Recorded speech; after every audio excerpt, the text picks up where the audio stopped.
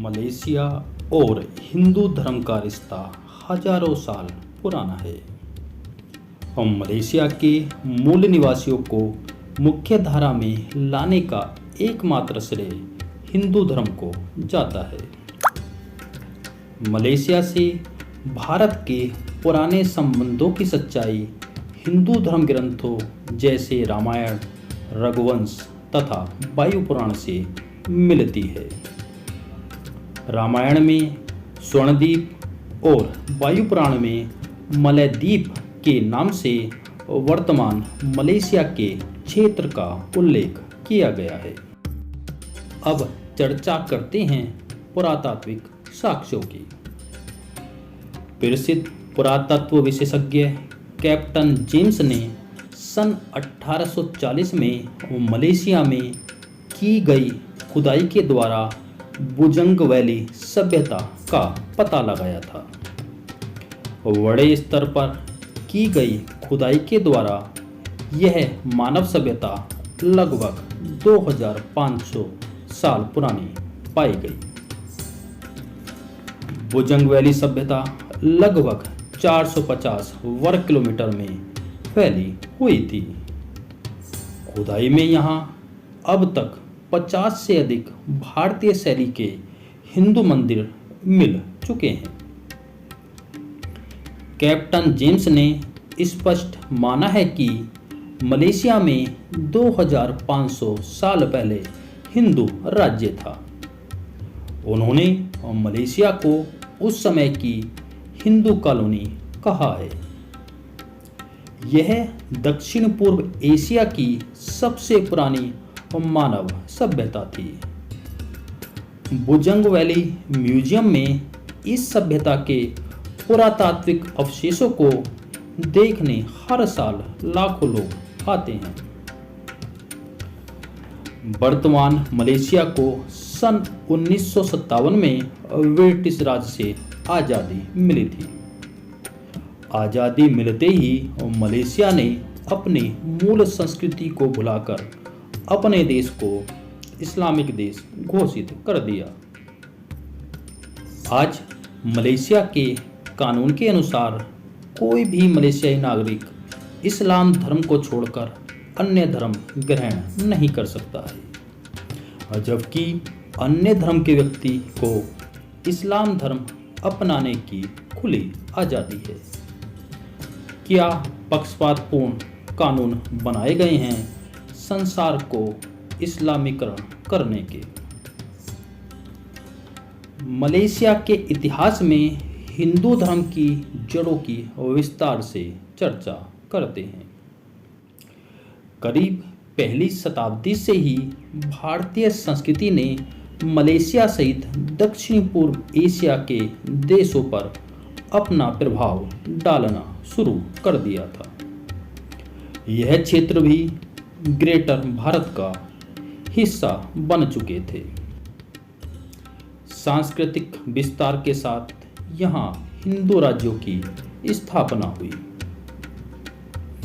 प्राचीन काल में भारतीय व्यापारी व्यापार के नए अवसरों की खोज में अनेक देशों में गए।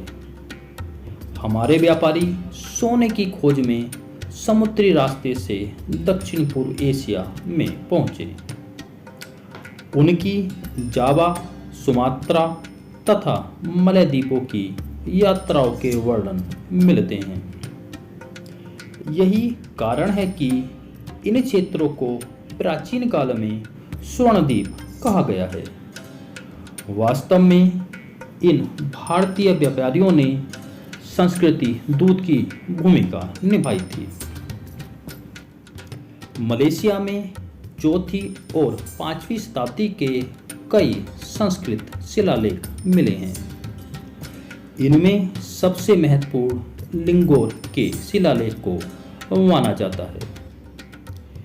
इन शिलालेखों से पता चलता है कि मलयद्वीप में बुजंग वैली राज्य के साथ लंकासुक और गंगानगेरा राज्य भी हिंदू राज्य थे।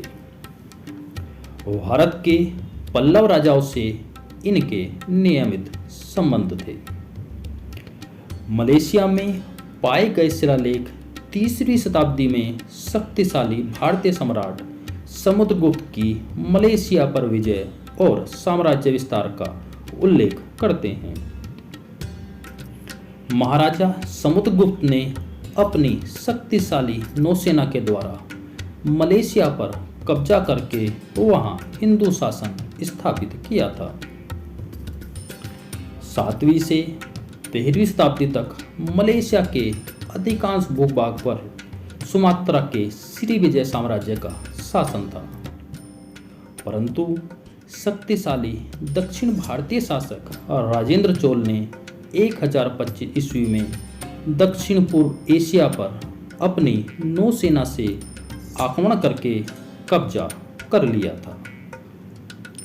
मलेशिया में भी उन्होंने चोल हिंदू राज्य स्थापित किया। आज भी मलेशिया में चोल हिंदू साम्राज्य को याद किया जाता है। मलेशिया के मुस्लिम राजकुमारों के नाम के आगे चोल सरनाम होना आम बात है। मलेशिया के कुछ भागों पर हिंदू राज्य महापति साम्राज्य के द्वारा भी स्थापित हुआ। महापति साम्राज्य 1293 से 1500 ईस्वी तक रहा। हयाम बरुक श्री राजसनगर इसका सबसे शक्तिशाली शासक था। मलेशिया में 14वीं शताब्दी के बाद मुस्लिम धर्म का तेजी से प्रसार हुआ, फिर यह यहाँ का मुख्य धर्म बनता गया। शासन की दृष्टि से 15वीं शताब्दी से 19वीं शताब्दी के मध्य तक मलेशिया में अंग्रेजों और डच लोगों का शासन रहा। कभी पूर्णतः हिंदू साम्राज्य रहे मलेशिया में हिंदू धर्म के पतन के बावजूद आज मलेशिया में लगभग 19 लाख हिंदू धर्म को मानने वाले लोग रहते हैं, जो मलेशिया की कुल जनसंख्या के 6.3% हैं।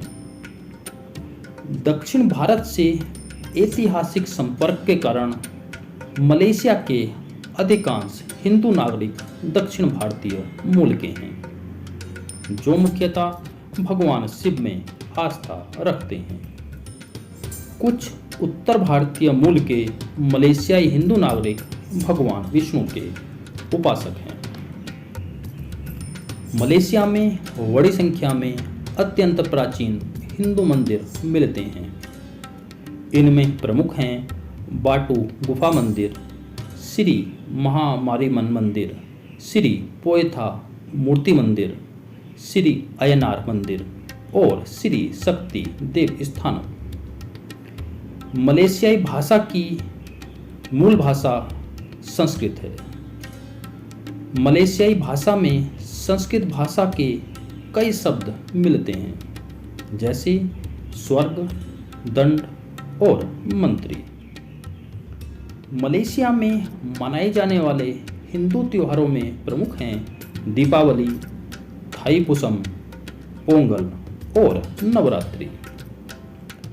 प्राचीन हिंदू देश रहे मलेशिया में हिंदू धर्म और संस्कृति के पुनर्स्थापन की वर्तमान जरूरत है, ताकि वहाँ प्राचीन हिंदू वैभव पुनः प्राप्त हो सके।